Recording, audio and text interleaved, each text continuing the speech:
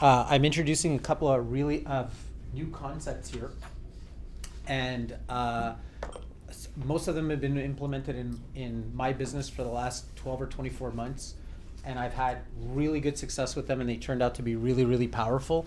So I want to share them with you guys today.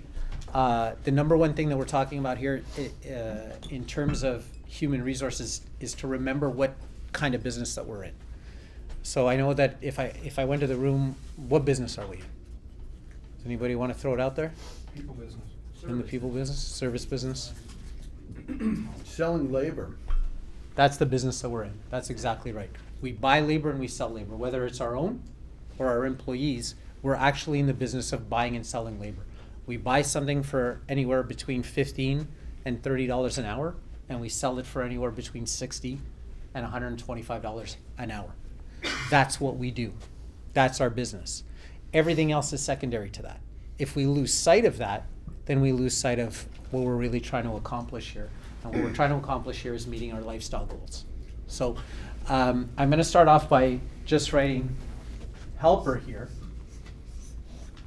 And I know when I start saying helper, which is the first step to growing your business, the first step to growing your business is hiring a helper, right? Now, when I say helper, people cringe and people start getting super stressed out.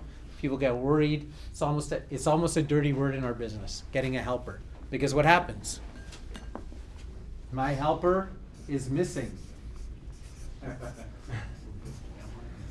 Hungover. My helper is hungover. We must have the same helper. My helper is drunk.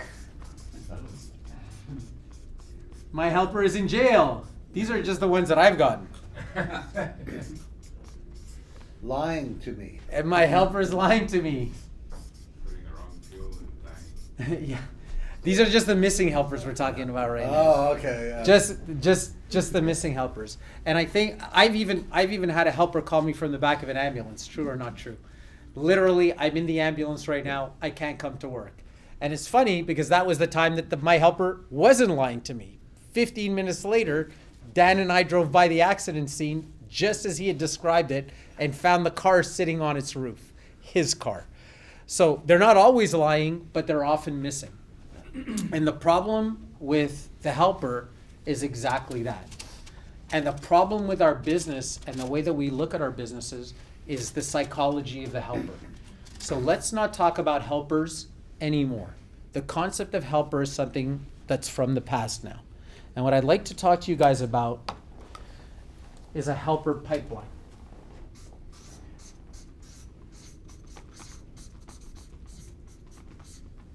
The second we stop thinking about helper,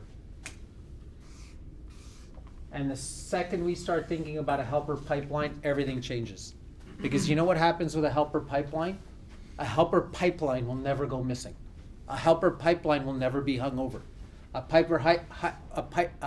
helper pipeline doesn't drink or get arrested and will never lie because it's a pipeline.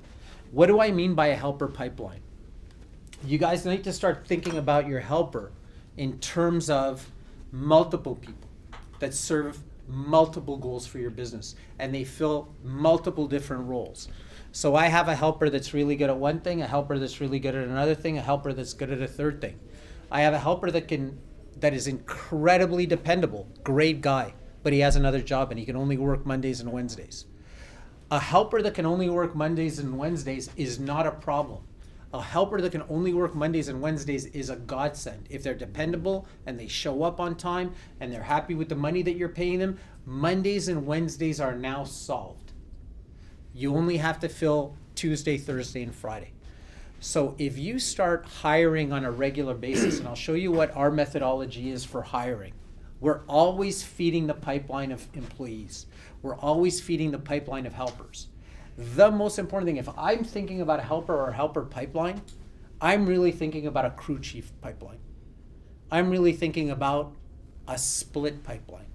I'm thinking about the next guy that's going to buy my extra customers up off of me so that they can become a franchisee. And I'm going to get back to that a little bit later, but it's a really, really important distinction. When you start thinking of your business as a pipeline versus I have a landscaping company, or I'm a gym, or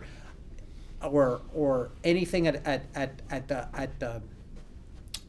the most basic level, then you can carry yourselves to the next level. Okay? So how do we fill the pipeline? There are a couple of different ways, and it depends. This is very geographic. We work in an area, the Lower Mainland, where labor is extremely tight. Okay, in outlying areas less so, but in a really, really tight labor market. So this is going to apply to anywhere now, because if it's kind of like New York City. If you can make it here, you can make it anywhere.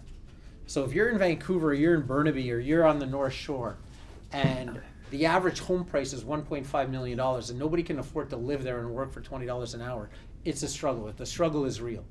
So you need to go out there and you need to constantly always be, it's a part of your job. Hiring and filling the pipeline is as much a part of your job as mowing lawns and trimming trees and pruning bushes and going to the dump. And you have to start looking at it that way. We devote 20 to 25% of our time hiring, interviewing, placing, training, building, so that we always have people in our helper pipeline. How do we do that? Through trial and error, we found that the best time to place a Craigslist ad is Monday morning at 7 a.m., Monday at noon, Tuesday at 7 a.m., and Tuesday at noon. Each Craigslist ad in this market, not all markets, but this labor market is so tight that Craigslist actually charges $35 per ad. So our budget of advertising to keep this pipeline full is $140 a week for Craigslist alone, $600 a month. But when you start counting the multiple employees, 2 employees, 3 employees, 4 employees, 5 employees, 6 employees, 7 employees, and you realize, okay, well, I may be spending $600 a month advertising, but my 3 employees are generating $30 an hour each in gross profit times 3, times 40 hours a week, times 4.5 weeks a month. It starts paying for itself really, really, really quickly. It's a very small percentage of the actual gross profit that you're going to make from these employees. So if you're going to note anything, please note this. The best time to place Craigslist ads, Monday at 7 a.m., Monday at noon, Tuesday at 7 a.m., Tuesday at noon. Why? People who are looking for work and are serious are looking for work Monday morning. They went to bed early on Sunday night. They got up early on Monday morning, and they're motivated to find a job. I want to find a job. That's the guy you want. You don't want the guy that's on Thursday afternoon thinking, oh my God, the weekend's coming up. I still got no money to party. I better find myself a job because I'm going to be stuck home all weekend. Let me start looking for work. You don't want that Thursday afternoon, Friday guy looking for a job. You want the Monday morning early bird gets the worm guy. It's a higher quality of employee. So right away, just by the timing of your ads, you've weeded out a lot of the B players. Okay. The other opportunity to advertise is Indeed. Okay. Now, we used to give templates out for this is what your Craigslist ad should look like, this is what this ad should look like, this is what that ad should look like. The problem with that is if they're too similar, they get flagged. If they're also too similar, they sound cookie cutter. Here's what we do. And we're going to be talking a little bit later in the afternoon about more social events that we're going to do. The best practices in hiring right now is employees don't want jobs anymore. Okay? So if you're offering them a job and you're offering them a certain salary and you're telling them, listen, this is the work that you're going to do and this is what we need, and you need to be prompt and you need to be dependable and you need to be able to lift 50 pounds and you have to have your own rain gear. That ad is not going to attract the person that you want. That ad is not for a team player. That ad is for somebody that wants to make $18 or $20 or $22 an hour or whatever it is that you're going to pay them, and the second something better comes along, they're going to take it. But if you advertise that we're part of a group and you have opportunity for growth and we have social events and we're going to take pride in you as an employee and we're going to help develop you and you have an opportunity to be, and I'm going to get to that a little bit later, but you have an opportunity to be part of something bigger, then you're going to get the right person. You're going to get the right person. You're going to get the right person that's not going to be missing or hungover or drunk or in jail or less likely to be. And even if they are, everybody has a bad day. Including us. We're the business owner and we've been sick and we've gotten food poisoning and we've had surgery and we've had back pain and neck pain and knee pain. And you can't work every day. Neither can they. But if you have a pipeline of employees where you interviewed a person, oh, you can't work 5 days a week, you'd only work 4 days a week. I have an employee, great employee, he's been with me 3 years. He can only work 4 days a week. No problem. That solves 4 days a week for me. I have another employee that goes to school every year. He's been with me for 5 years. Every year he can't start till the second week of May, first week of May. Most people say, oh, that doesn't work for me. I can't use somebody that only can start for that. What about April?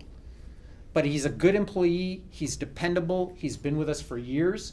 And in April and May, I have a pipeline of employees because I'm always hiring. I'm always recruiting.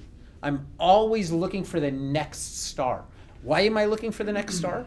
Because I could easily put a 4th truck on the road, a 5th truck on the road, a 6th truck on the road if I get that star. So I'm always out there trying to fill the pipeline. So if I can do anything in this meeting this morning, communicate anything, if there's any big takeaway, is to stop thinking about this and start thinking about this. And now when we start thinking about this and filling a helper pipeline, now we take it to the next level. You found the great guy. You found the awesome player. You're going to lose him. Somebody's going to offer him more money. He's going to find a better, it doesn't matter how good that guy is or how good you are as a boss.